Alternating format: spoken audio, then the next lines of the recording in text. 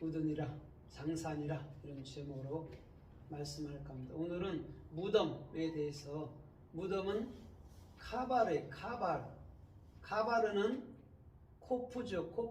코프 베이트 레시.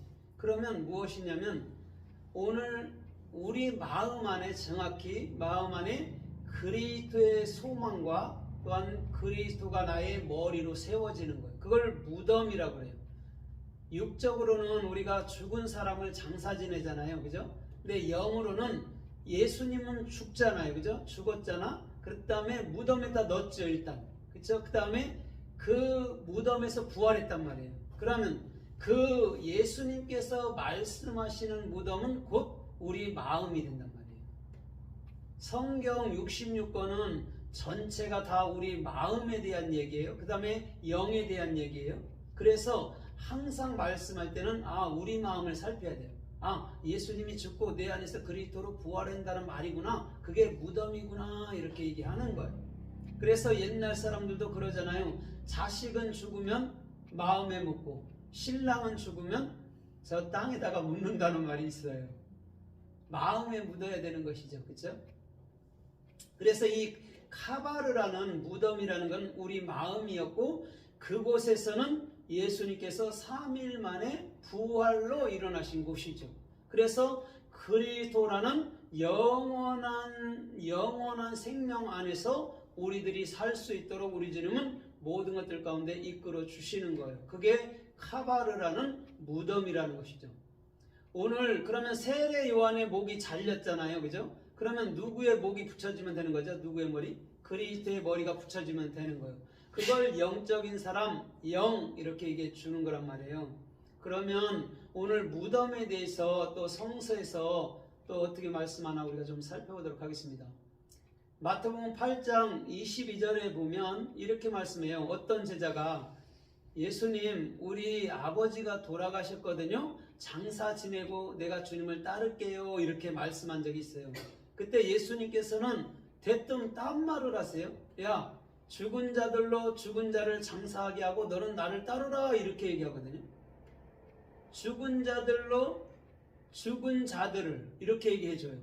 이건 무슨 말이냐면 이 여기서 죽다라는 말이 모트예요. 모트. 진리로 좋은 죽음을 죽은 자를 말하는 거예요.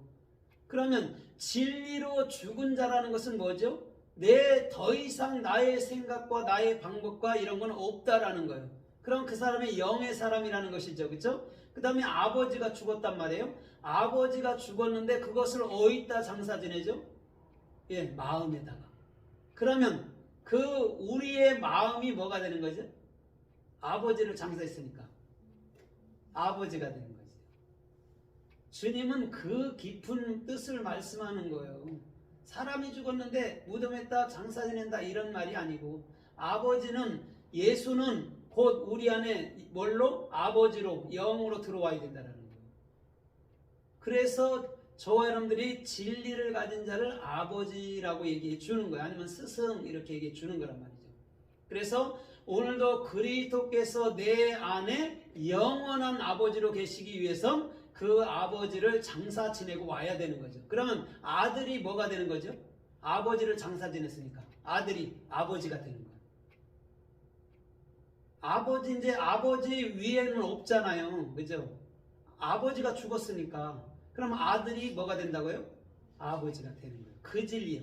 우리가 진리가 되면 우리가 아버지가 되는 거란 말이에요. 그래서 우리 주님께서는 끊임없이 저와 여러분들의 삶 속에서부터 무덤에 장사 지낸 바 돼야 된다라고 얘기해 주는 거예요. 그러나 정확히 셀롯이라는 3일 만에 부활하리니 이건 뭐냐면 올바른 비전이 세워지면 너희 안에 있을 거야. 너희 안에 부활될 거야로 얘기해 주는 거예요. 바깥에 예수님이 부활한다고 생각하면 큰일 나요. 예수는 100% 우리의 마음 안에, 이 무덤이라는 마음 안에서 부활하시는 분이에요. 그것을 영원한 천국이라고 얘기한단 말이죠. 그래서 마태복음 8장 28절 더 나가서는 예수님께서는 가바다 지역으로 갔거든요. 그때 무덤 사이에서 두 귀신 들린 자가 나온단 말이에요. 그런데 어디서 나왔다고요? 무덤 사이에서 나왔다라고 얘기해줘요. 두 귀신이. 그래서 그 귀신들을 우리 주님이 즉시 내쫓아주죠. 그렇죠? 불쌍히 여기서 싸움하기라는 게 내쫓아주고 나니까 그 지역에서 빨리 떠나도록 간청하는 거예요. 인생의 악함이 그와 같다라는 거죠. 예수님이 계시고 예수님이 살아계시면 내 안에 모시려고 해야 되는데 그게 아니라 이 지역에서 빨리 떠났어. 왜 그런 줄 알아요? 돼지떼가 죽어나가니까. 2,000마리의 돼지떼가 죽어나가니까 아, 우리 재산 다 뺏으러 왔구나 이런 식으로 생각하는 거죠. 육적인 사람들은.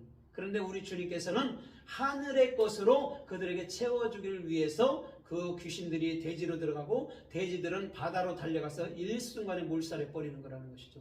사람의 생각과 방법, 사람의 모든 행위들은 완벽하게 십자가에서 죽어야 될 줄 믿습니다. 그래야 정확히 이 무덤 안에서 그리스도가 부활하는 거예요. 그럼 두 귀신이라고 말한 게 뭐냐면 사람의 생각을 말해주는 거예요. 사람의 생각은 귀신이고 그 귀신은 거의 2,000마리나 되는 그런 수준으로 많단 말이에요. 그래서 끊임없이 내 마음에서 일어나는 것들이 있단 말이에요. 끊임없이.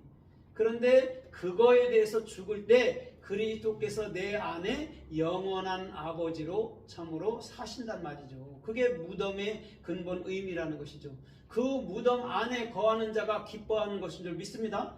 왜 무덤이라고 표현했냐면 사람이 죽으면 무덤에다 넣는 것은 왜 그러냐면 사람 생각이 죽었다라는 말이에요.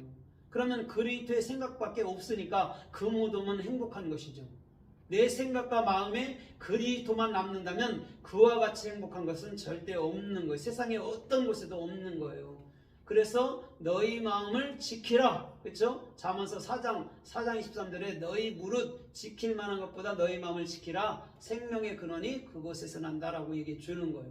생명의 근원은 여러분들 마음속에 있는 줄 믿습니다. 그곳이 곧 그리스도가 나의 머리가 된 삶이라는 것이죠.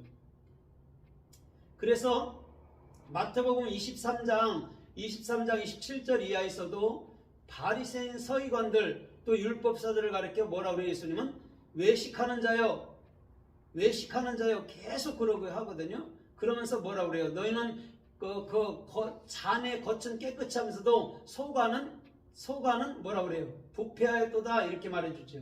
그러면서 뭐라고 그래요? 너희는 회칠한 돌무덤이다 라고 얘기해 줘요. 회칠한 돌무덤이 뭐냐면 걔들은 그 돌로 그 무덤을 만들잖아요. 그곳에다가 하얀 해를 칠했단 말이에요. 깨끗하게. 그런데 안에는 썩어버린 거예요.